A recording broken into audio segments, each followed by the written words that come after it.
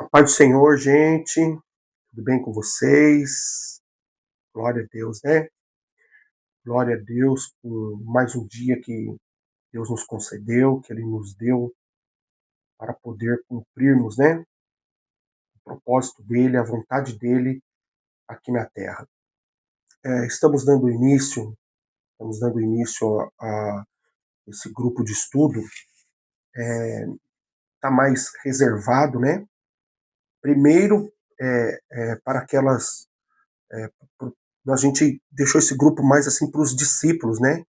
E para aqueles que quiseram, os discípulos que quiseram, não é? Aqueles que colocaram lá no grupo eu quero, então a gente vai dar esse apoio aqui, esse apoio legal aqui para vocês e vamos estar repartindo com vocês aquilo que a gente tem aprendido, né? Eu coloquei ali as mensagens, né? Elas estão, elas estão privadas as mensagens no grupo, mas isso não impede. É porque assim, eu quero deixar assim, bem específico para estudo, né? Para você entrar lá e ter os estudos mesmo já na sua frente. E não ficar aquelas mensagens que a gente manda, né? Nos outros grupos, que aí vai fazendo com que os estudos sumam, ficam perdidos ali. Tá bom? Então esse grupo é bem específico para estudo mesmo. Estou aqui em casa, no escritório, aqui tem um quarto aqui. A gente montou um escritório. E então aqui eu vou estar fazendo esses estudos com vocês, eu, pastora. A princípio a gente vai estar fazendo uma vez por semana, tá? Eu vou deixar a mensagem lá. Peço para que vocês, olha, não sei o horário que você vai ver, né? Talvez à noite, mas provavelmente seja quando você estiver em casa, mais tranquilo, né? Mas olha aqui, ó, tenha um caderno, tem um caderno, quando você for estudar, sua Bíblia, ó, sua Bíblia, Bíblia tá aqui, ó. Não falta aqui a Bíblia aqui. Aqui tem Bíblia de tudo quanto é tradução, irmão. Livros, bastante livros, né? Bastante livros. A gente lê bastante, viu? Estamos lendo esse livro aqui, a pastora me deu. E assim, olha, o caderno é importante para você fazer o seguinte, ó. Ele vai ser como um diário para você, né? Então você vai vir aqui e vai colocar aqui, ó. Dia tal, dia, né? O dia. O estudo. No caso aqui, o tema aqui é a tentação de Jesus e o livro que está, né?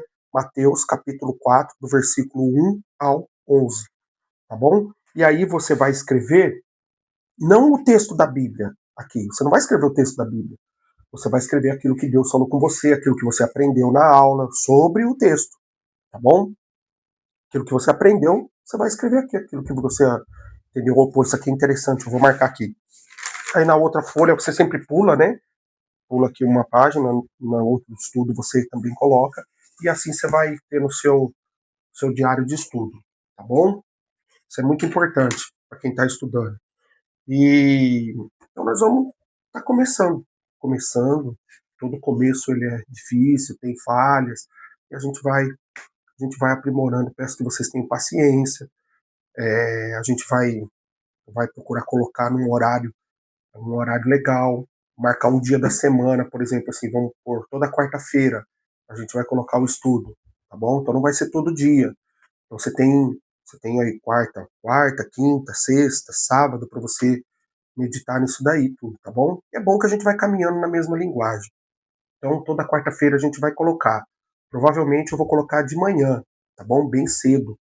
Bem cedo eu vou estar colocando o estudo. Aí aqueles que forem fazer de manhã já vão fazer de manhã, e aqueles que forem fazer durante o dia ou à noite, vai estar lá o estudo, tá bom? Então nós vamos começar hoje e vamos dar início aqui fazendo uma oração, né? Senhor, meu Deus e meu Pai, obrigado, Senhor.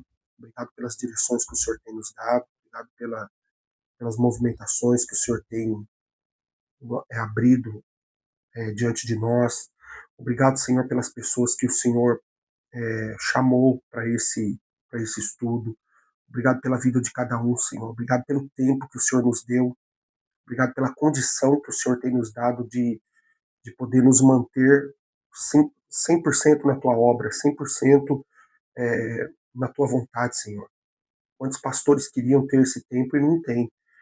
Precisam estar tendo outra atividade, outro trabalho, além daquele que o Senhor já deu, para poderem se manter. E aqui o Senhor tem nos mantido, Pai. A gente é grato ao Senhor pelo pão de cada dia, nunca falta na nossa mesa, nunca falta. Obrigado, Senhor. Obrigado por esse privilégio de poder estar 100%, 100% dedicado às tuas coisas. Eu te louvo e te agradeço por isso.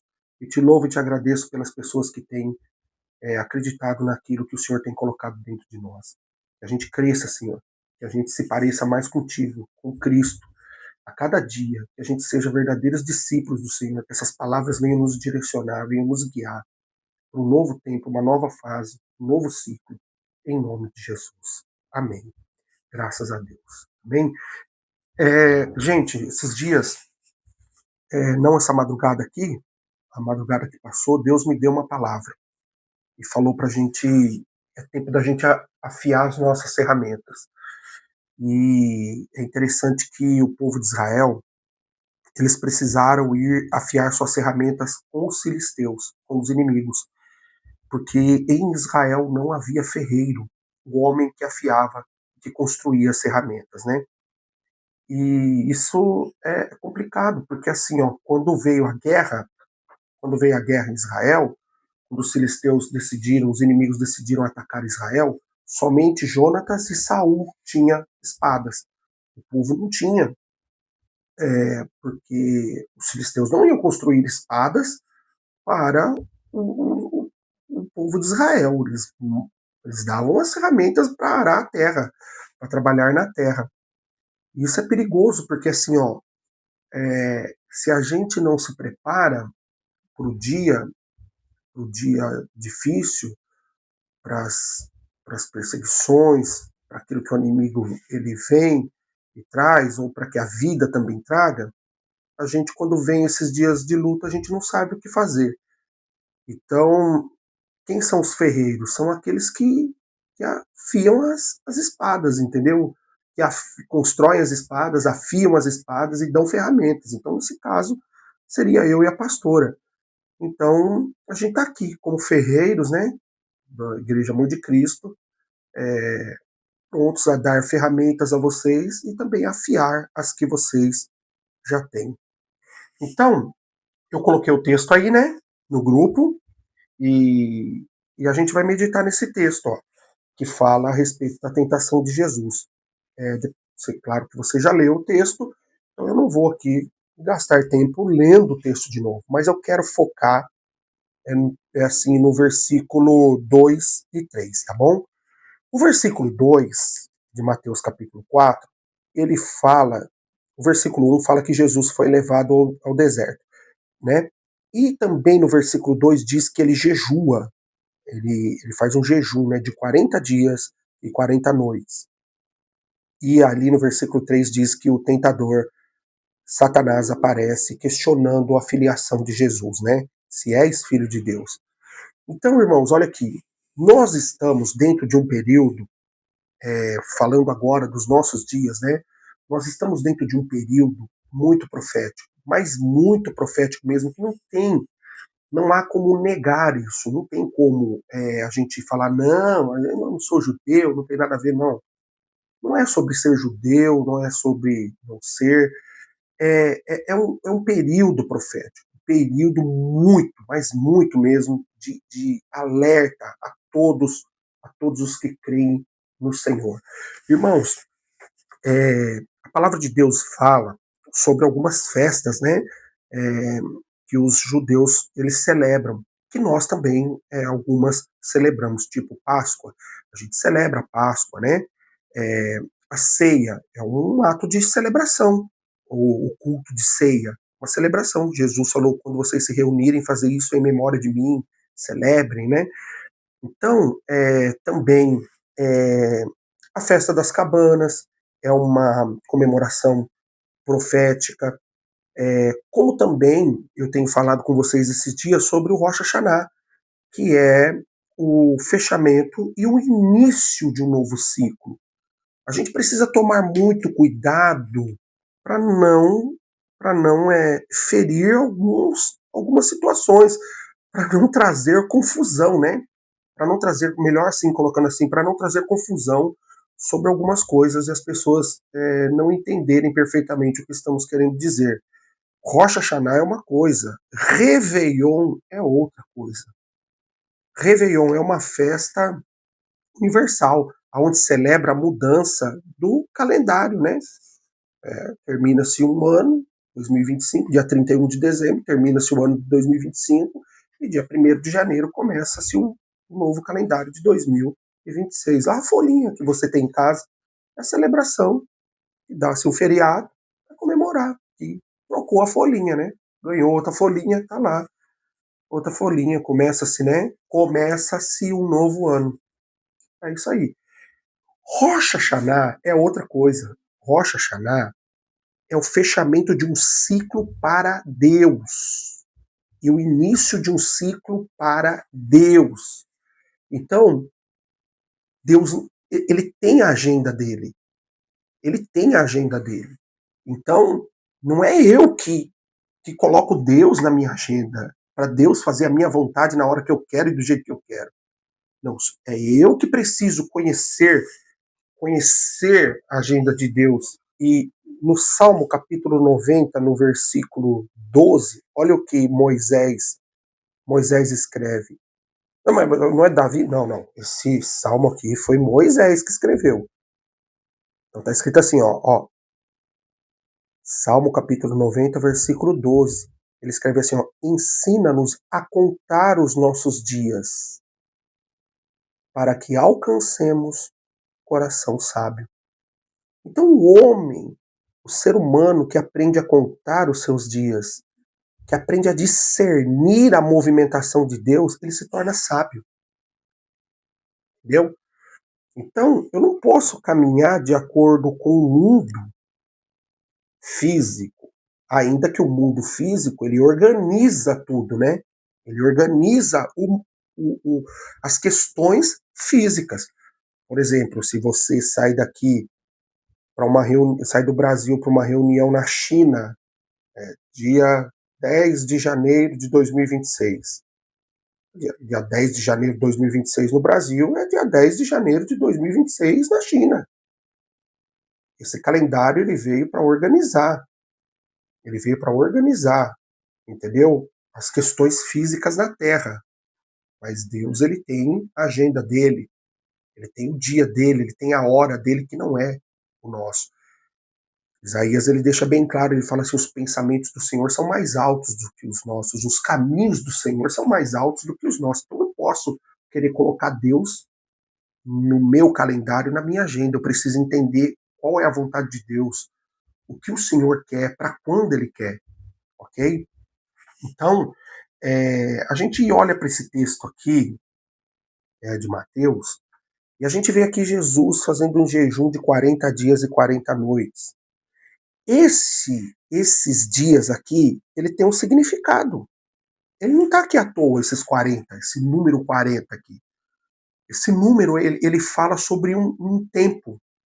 Você vê que é interessante que esse número 40 e também o número 7, ele fala sobre fechamento de ciclo, 7 anos, 70 anos do cativeiro,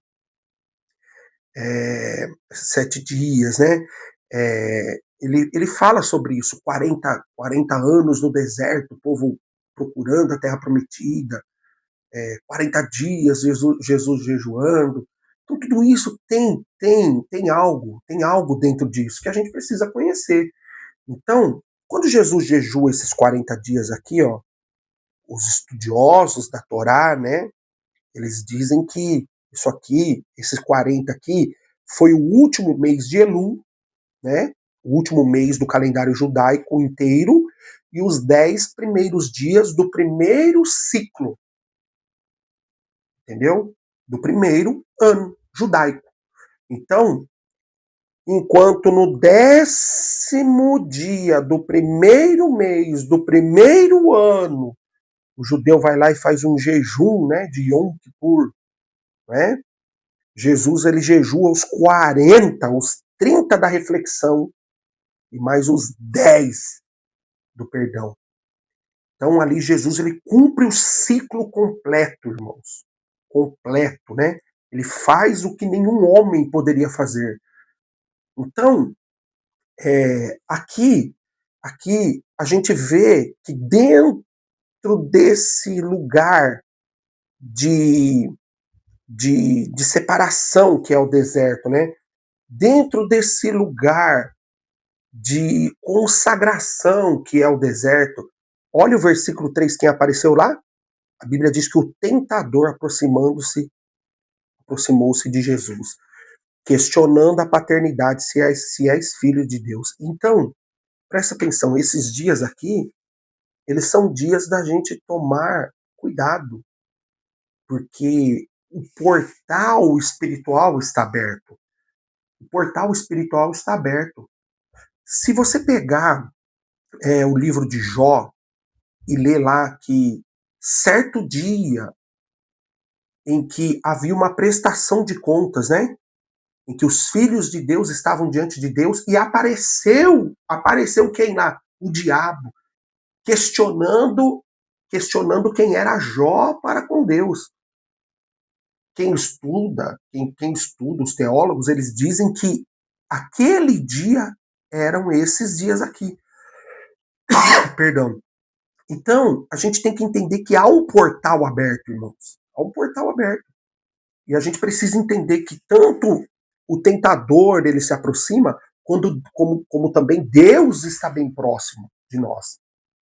Então, esses dias aqui, ele nos leva a reflexões, a entendimento. O evangelho não é sobre aquilo que eu conquisto. O evangelho, ele não é para me gerar conquistas, mas é para mostrar o que eu estou me tornando. Parecido com o quê? Ouvindo a palavra de Deus, eu vou me tornando parecido com o quê? Eu preciso me parecer com Cristo. Ele é o modelo. Homens são exemplos. A Bíblia está cheia de exemplos aqui de homens. Sobre coisas ruins que eles fizeram e coisas boas que eles fizeram. Então a gente adquire exemplos aqui, tira os exemplos bons e os ruins a gente também aprende. Olha, eu não posso fazer isso, mas devo fazer isso. Mas o modelo exato, ele é Cristo. Então, o evangelho é para a cada dia me tornar mais parecido com Cristo. Então, olha aqui, ó, o diabo está próximo. Esses dias desse portal aberto, Satanás está próximo, mas Deus também está próximo. E ele vem, o inimigo, questionar a filiação. Ele vem questionar essa paternidade de Deus. Porque quando o pecado ele entra na vida de um homem, ele separa o ser humano de Deus. Mas Cristo ele veio para quê? Para reconciliar o homem com Deus.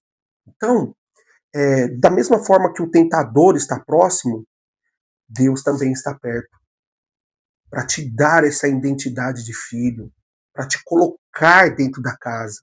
Então, esse texto ele é muito interessante. Eu queria que você meditasse bastante nele esses dias, tá? Estudasse sobre ele, estudasse sobre isso aqui. Não ficasse só naquilo que eu estou passando para você, mas procure, porque aquilo que é interessante para você, se deve ir atrás.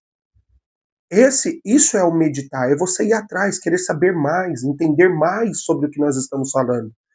Então, essa tentação de Jesus aqui, ela deu-se nesse tempo que nós estamos, nesse tempo profético que nós estamos.